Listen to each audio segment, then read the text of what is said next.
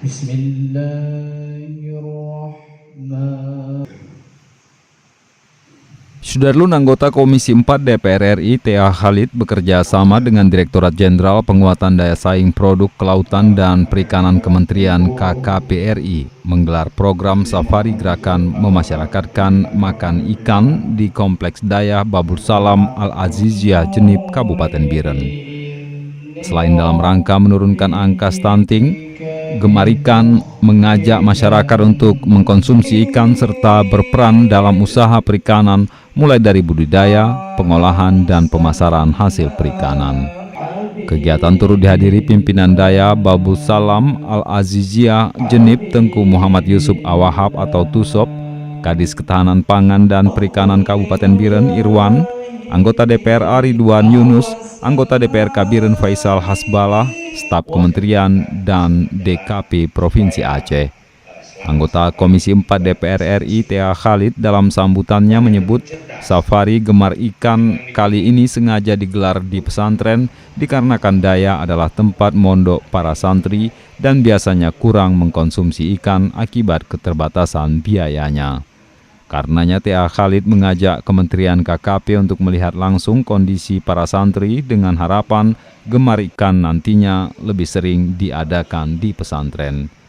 Nantinya juga dilakukan pembagian paket makanan kalengan, beras, dan masker yang akan didistribusikan oleh Gerindra Masa Depan atau GMD, Satuan Relawan Indonesia Raya, Satria, DPC, kader, simpatisan ke sejumlah daerah, anak yatim dan fakir miskin di 17 kecamatan dalam Kabupaten Biren.